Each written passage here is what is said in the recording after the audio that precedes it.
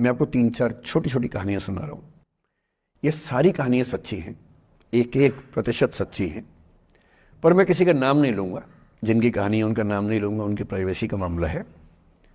पर हाँ, सच्ची कहानियां हैं। अच्छी बात है कि इन कहानियों के किरदार हम लोग नहीं बने, ईश्वर करे हम कभी ना बने, लेकिन कहानियां सच्ची हैं। जब मैं दिल्ली आया था 1990 में, मैं हरियाणा के एक शहर से, भिवानी से दिल्ली आया था पढ़ने के लिए। मेरे ड्रीम कॉलेज में हंसराज भी एक था, पर मेरा संयुक्त से मेरा एडमिशन जाकिर हुसैन में हुआ। मेरे अंक ठीक थे, यहाँ हो सकता था, पर मैं तो नई दिल्ली स्टेशन पे उतरा, बाहर निकला, पता लगा वहीं एक कॉलेज है, वहीं एडमिशन ले लिया मैंने। तो लोगों ने कहा कि यार कैंपस बड़ा अच्छा होता है। मैंने कहा क्या फ़र्क पड़ता है, कॉलेज कॉलेज होता है, छड्डो, यही छड्डो में सिखाने आया हूँ आप लोगों को। ये ठीक है, स्टेशन से निकले वहीं कॉलेज है, मैंने घर जाना होगा तो आराम से कॉलेज से निकल जाएंगे, क्या रखा है कैंपस में। पर मेरा एक दोस्त जो मेरे साथ ही आया था उसी शहर से, उसने एडमिशन हंसराज कॉलेज में लिया। मैं और वो स्कूल के डिबेटर्स थे, डिबेटिंग में हम लोग स्कूल टाइम से काफ़ी एक्टिव थे। डीयू में आए तो यहाँ भी एक्टिव रहे।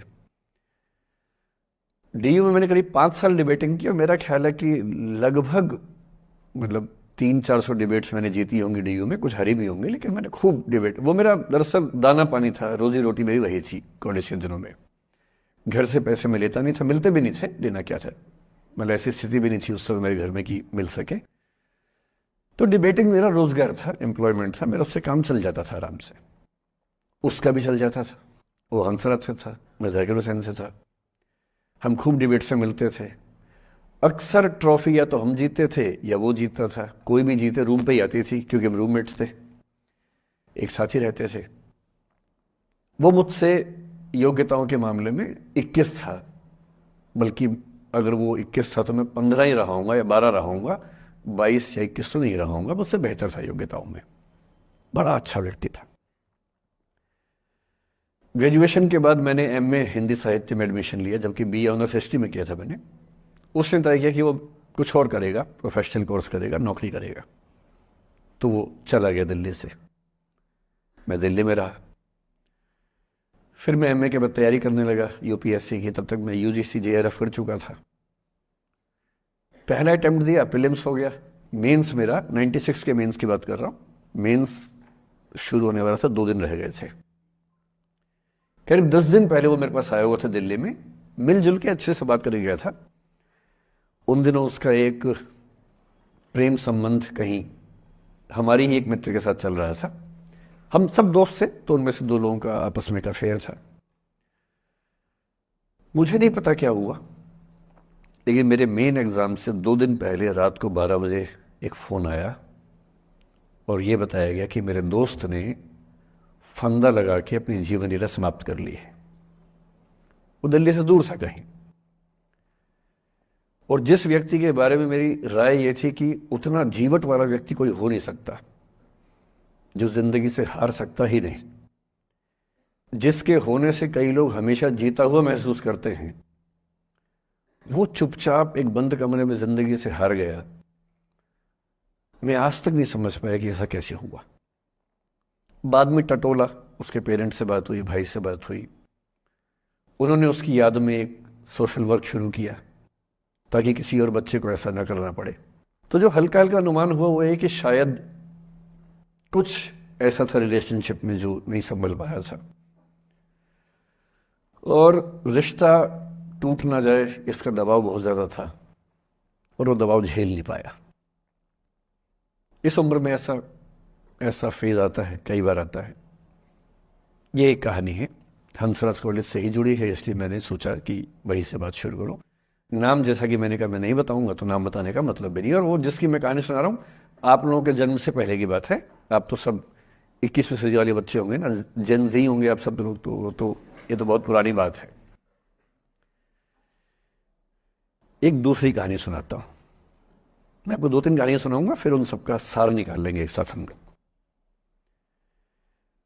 दूसरी कहानी ये है कि जब मेरा सिलेक्शन हो गया 97 में, मतलब 96 अटेम्प्ट में पहली बार में मेरा सिलेक्शन हो गया था, मैं एक्सटेंशन लेके तैयारी कर रहा था, और डीयू में मैं पढ़ा भी रहा था उस समय। तब मैं शायद डीएवी कॉलेज में था या अग्रसेन को, मैं 2 जगह पढ़ा है डीयू में, तो उनमें से किसी कॉलेज में पढ़ा रहा था उस समय में। तो उस समय एक लाइब्रेरी है कैंपस में ही, सेंट्रल रेफरेंस लाइब्रेरी, आप जानते होंगे, सीआरएल बोलते हैं, जो विवेकानंद जी की स्टैच्यू है उसके सामने ही वो लाइब्रेरी है। उस लाइब्रेरी में नीचे सब बैठ के पढ़ते हैं और टॉप फ्लोर पे रिसर्च फ्लोर है जहाँ एमफिल पीएचडी वाले बच्चे पढ़ते हैं। मैं उस समय शायद पीएचडी कर रहा था या एमफिल खत्म हुई थी, वहीं बैठता था, पढ़ता था रोज। कई दोस्त पढ़ते थे हम लोग वहाँ।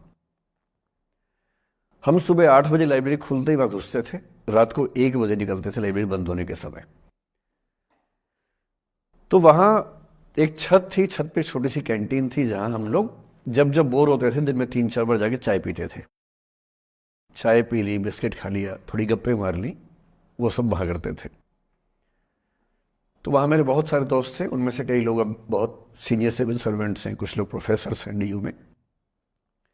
2 बच्चे थे मुझसे जूनियर, 3-4 साल जूनियर थे, बड़े प्यारे बच्चे थे।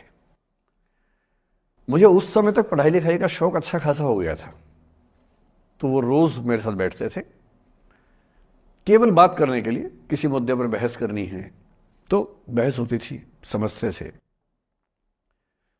फिर मुझे पता लगा कि वो दोनों रिलेशनशिप में हैं, रिश्ते में हैं, दोनों ने शादी भी कर ली। उनकी योजना डीयू में पढ़ाने की थी या सिविल सर्विस की भी थी, शायद पता नहीं। मेरा इंटरेक्शन बहुत ज़्यादा उसके बाद रहा नहीं उनसे, क्योंकि मैं सर्विस में चला गया था। इतने जिज्ञासु बच्चे थे दोनों, इतने जिज्ञासु कि उनसे मिलकर तबीयत खुश हो जाती थी, कि हर चीज़ जानने का मन करता था उनका, हर विषय पढ़ने का मन करता था। एकदम जीवन से भरे हुए बच्चे, आंखों में चमक ऐसे। फिर दोनों की शादी हुई तो मैं शादी में जा नहीं पाया, क्योंकि मेरा रिश्ता सिर्फ लाइब्रेरी में 1 घंटा गप मारने वाला था, उससे ज़्यादा था नहीं रिश्ता उनके साथ। फिर सुनता रहता था कि मैं सब बढ़िया चल रहे, पढ़ाई कर रहे हैं, तैयारी कर रहे हैं। इंटरकास्ट मैरिज की उन लोगों ने, खूब हंगामा हुआ, दोनों घर में तलवारें खिंच गई, किसी तरह से तलवारें संभाली गई, मैनेज हुआ, दोनों साथ रहने लगे। और फिर 3-4 साल के बाद एक दिन मैंने खबर सुनी कि उस बच्ची ने फंदा लगा के जीवन लीला समाप्त कर ली। ये बात भी दिल्ली विश्वविद्यालय की, ये उस दौर के सब लोग इस कहानी को जानते हैं। मेरे ख्याल से ये दोनों कहानी आपकी प्रिंसिपल मैडम जानती होंगी, नहीं ध्यान कर पाएंगे तो मैं उनको जैसे नाम बोलूंगा अकेले में वो तुरंत समझ जाएंगे मैं किसकी बात कर रहा हूं। मैं आज तक नहीं समझ पाया कि ऐसा क्या हुआ होगा। तो बाद में अनुमान जो हुआ वो ये, इंटरकास्ट मैरिज, परिवार का दबाव, समाज का दबाव, आपस के दबाव, टॉक्सिक रिलेशनशिप, अंत में उस दबाव को न झेल पाना और जीवन समाप्त कर देना, ये हुआ। ये 2 घटनाएं हैं। एक तीसरी घटना यह है कि दिल्ली में आज से 25 साल पहले घटना घटी। आप लोग तब बस पैदा हुए होंगे, घुटनों में चल रहे होंगे, या उससे 5-7 साल पहले की बात रही होगी। ये घटना दिल्ली के सब सीनियर लोग जानते हैं, जिनकी उम्र 35-40 साल है वो सब जानते हैं इस घटना को। मोबाइल फोन में वीडियो नया नया आया था उस समय, अब तो आपके हर फोन में वीडियो है, अब तो सामने भी है, ताकि आप वैसा वाला मुंह बना के सेल्फी खिंचवा सके। पाउट बोलते हैं ना, मैं उसको देसी भाषा में सूअर जैसा मुंह बोलता हूं, और वैसा ही बनता भी है, क्यूट क्यूट सा सूअर जैसा मुंह बना के लोग सेल्फी खिंचवाते हैं, उसको बोलते हैं पाउट। तब तो कैमरा फोन में पहली बार आया था, तब लोग अभ्यस्त नहीं थे। अब जैसे आप लोग कितने अभ्यस्त होंगे, हम भी होने लग गए। अब हम किसी से बात करते हैं तो हम ये एज्यूम करके चलते हैं कि उसने फोन में कुछ ना कुछ ऑन कर रखा होगा, या तो आवाज रिकॉर्ड करेगा या वीडियो बनाएगा। तुम कितने केयरफुल होकर बोलते हैं, कितने कॉन्शियस रहते हैं। और सर्विलांस सोसाइटी की सबसे बुरी बात यह है कि हम हमेशा चौकन्ने रहते हैं, हम सहज हो ही नहीं पाते। सहज रूप से 2 लोग बात कर लें, हो ही नहीं पाता। तो मैं तो अपने ऑफिस में कई बार ऐसा करता हूं, जब हम 3-4 लोग बैठते हैं इनफॉर्मल बातचीत के लिए, हम सब अपना अपना फोन कमरे के बाहर छोड़ के आ जाते हैं, फिर 2 घंटे बात करते हैं, इस भय से मुक्त होके कि कहीं कोई रिकॉर्ड तो नहीं कर रहा। ये हालत है आज की। उस जमाने में तो फोन थे। मोबाइल फोन आया था भारत में लगभग 1995 के आसपास पहली बार। बड़ा महंगा था, 16 रुपए प्रति मिनट इनकमिंग, 16 रुपए प्रति मिनट आउटगोइंग, ये रेट से उस समय। और फोन वो थे जिनसे आप कील भी ठोक सकते हैं, वैसे वाले फोन थे, बटन वाले फोन थे। नोकिया एक कंपनी थी, उसके फोन हुआ करते थे। उसके 4-5 साल के बाद क्या हुआ, पहली बार किसी कंपनी ने फोन में कैमरा लगा दिया। ये बात उस समय के लोग नहीं समझते थे। जब भी नई तकनीक आती है उसको समझने में टाइम लगता है। जो पहले समझते हैं फायदा उठा लेते हैं, जो थोड़ा लेट समझते हैं वो उसका नुकसान उठाते हैं। उस समय दिल्ली के एक प्रसिद्ध स्कूल में 11वीं-12वीं क्लास के 2 बच्चों में आपस में कोई रिलेशनशिप रही होगी। वो दोनों किसी ऐसी सिचुएशन में थे जो सिचुएशन बहुत ही प्राइवेट किस्म की थी, बहुत निजी किस्म की थी, जिसको पब्लिक नहीं कर सकते। कुछ फिजिकल रिलेशनशिप जैसा मामला था। उस दुष्ट लड़के ने लड़कों के इतिहास को कलंकित, लड़कों का इतिहास वैसे भी कलंकित ज्यादा है, उसे और कलंकित करते हुए उस पूरे सिचुएशन का वीडियो बना लिया। ऐसे मामलों में दुर्भाग्य है, मैं लड़का हूं इसलिए लड़के पवित्र थोड़ा ना हो जाएंगे। लड़का है, इतिहास कलंकित तो है, उसका वीडियो बना लिया और दुष्टता का चरम स्तर निभाते हुए वो वीडियो अपने एक दोस्त को शेयर कर दिया। ये कहे कि किसी और को दिखाना मत। जैसा कि होता है अफवाहों की दुनिया में, हर अफवाह एक व्यक्ति एक को ही बताता है, ये कह के किसी और को मत बताना, और अगला व्यक्ति भी अगले को यही कह के बोलता है किसी और को मत बताना। और इस तरह से पूरे शहर को खबर होती है और सबको लगता है कि सिर्फ मुझे पता है। वो वीडियो फैल गया। नए नए फोन आए थे, पर वो फोन कम लोगों के पास थे, कैमरे वाले फोन। तो फोन से कितना फैलता, ज्यादा नहीं फैला। लेकिन उस समय दिल्ली की एक कुख्यात मार्केट हुआ करती थी, पालिका बाजार, अभी भी है, पर तब वो कुछ और कामों के लिए कुख्यात हुआ करती थी। अब तो कपड़े मिलते हैं, तब कपड़ों के साथ कई चीजें और मिलती थी वहां। जैसे गंदी फिल्मों की सीडी चाहिए हो तो वहां मिलती थी, ग्रे मार्केट में चोरी छिपे। इस वीडियो को सीडी में कन्वर्ट करके लोगों ने वहां से खरीदा, लाखों करोड़ों की संख्या में।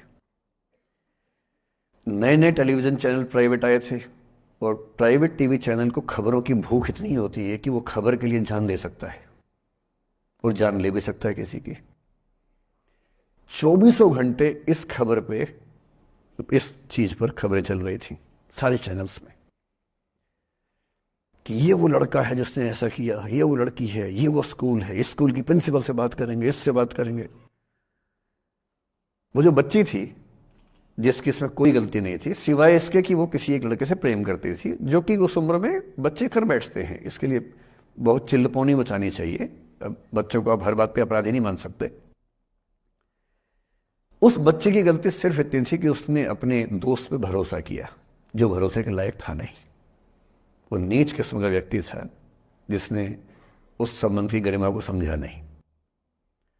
उस बच्ची के घर के बाहर 24 घंटे न्यूज चैनल से कैमरे खड़े रहे। घर से कोई भी निकले 50 कैमरे पीछे, आप बताइए आपकी बेटी कैसी है, आप बताइए आपकी बहन कैसी है। अंत में उस पिता ने अपनी बच्ची को इस देश से बाहर भेज दिया। उसके कुछ दिन बाद की जो खबर टीवी चैनल से नहीं दिखाई, उसके पिता ने आत्महत्या कर ली। ये तीसरा इंसिडेंस है। ये सारी खबरें सच्ची बता रहा हूं मैं, इनमें से एक भी झूठ नहीं है। झूठी कहानियों से मोटिवेशन दिया जा सकता है, मैं जानता हूं, पर जब सच्ची कहानियां हैं तो मैं झूठ क्यों बोलूं? सारी सच्ची कहानियां बता रहा हूं मैं आपको। एक चौथी कहानी जो आप में से कई लोगों की होगी। मेरा एक स्टूडेंट है, सिविल सर्वेंट है, सीनियर लेवल पे है, करीब 40 साल का है। उसने आज तक शादी नहीं की। क्या उसकी शादी करने की इच्छा नहीं थी? पूरी इच्छा थी। फिर क्यों शादी नहीं की? भाई कुछ लोग तो होते हैं कि शादी करनी ही नहीं, कोई मिशन है। योगी जी है, मोदी जी है, ठीक है, उनका तो मिशन है।